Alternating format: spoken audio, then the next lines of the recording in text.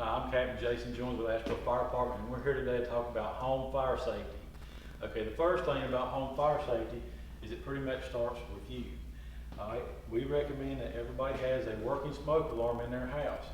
And I know that y'all know what they sound like. So make sure that you have one of these in your house.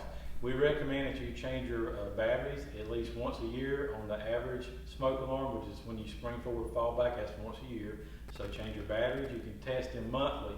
But they also have a new smoke alarm out now that actually has a lithium battery, which is good for 10 years. So the only thing you've got to do is stick it up. It lasts for 10 years.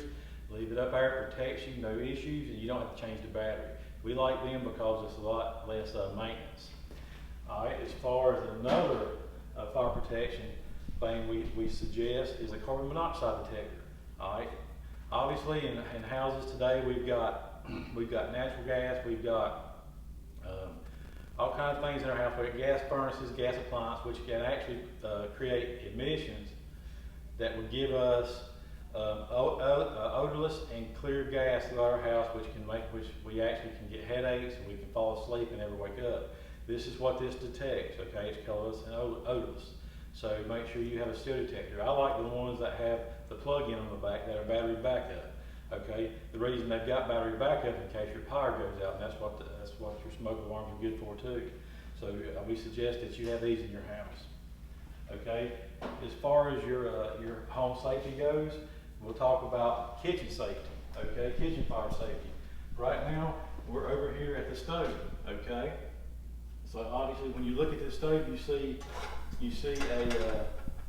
a pot with a handle on it. It's facing out. I left it like that. So what would happen if you had a little person in your house that went up and hit it with their head, or knocked it off, or worse? I mean, it could be worse. You know, you could actually hit it with your arm and burn your feet. But we always want to tell people to turn the handles in. Okay, keep them in so they can't get hit. All right, make sure that you don't, when you do cook, make sure that you don't leave your cooking unattended. Okay, because that's created a lot of house fires that we've actually went to and put out. Okay, so, and by the way, don't drink and cook either, because that's not recommended, because you might fall asleep or you might be intoxicated. We've went to house calls like that before on fire. So please, when you do cook responsible and think about other people. Microwave safety. Okay, what can microwaves do to little people and older people that can really hurt them, and plus middle-aged people like myself? Alright, just because you put something in here, don't mean it can't burn you, okay? Pay attention to what you're doing. Boiling water, popcorn. We've had actually calls where we went out and treated people from steam burns. Okay, steam burns really hurt little people and older people. So pay attention to what you're doing in the microwave. Alright, by chance, if you do have a microwave fire, don't open the door, okay? Keep the door closed. We'll go back to a little bit of chemistry class. Fire consumes oxygen. It takes oxygen to produce fire. You leave the door shut, the fire burns the oxygen out and the fire will go out, maybe. If not, call 911, let the fire department put it out. Or if you have a fire extinguisher inside your kitchen, you can put it out, okay? But you always remember, in your kitchen, make sure you have an ABC fire extinguisher, and it's going to be a little dusty when you use it, but that's the safest recommendation for your kitchen is the ABC combination fire extinguisher. Always keep a safe distance between 7 and 8 feet back. So you got to keep that in mind. As far as if you do have a fire, another thing you can do is trip the breaker to the fire, to the actual microwave. Okay. Now then, we'll go over here. We'll talk about an oven fire, very similar to a microwave fire. If you had an oven fire and you come over here like this and you open it, the fire is going to come out and the heat's going to come out and it's going to radiate. It's going to burn your arms and your face.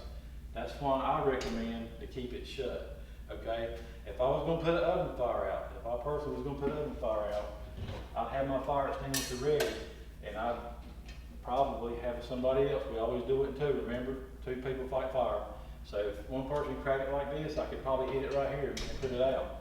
But my safest suggestion to you would be to keep the door closed, turn the power off to the oven or the breaker box and call 911.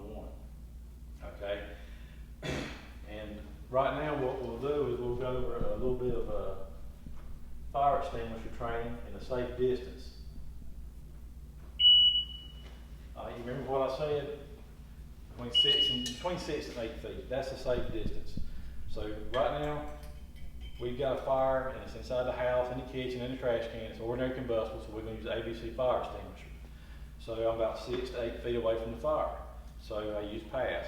I pull a pin, I aim the nozzle, squeeze at the base, aim at the base of the fire,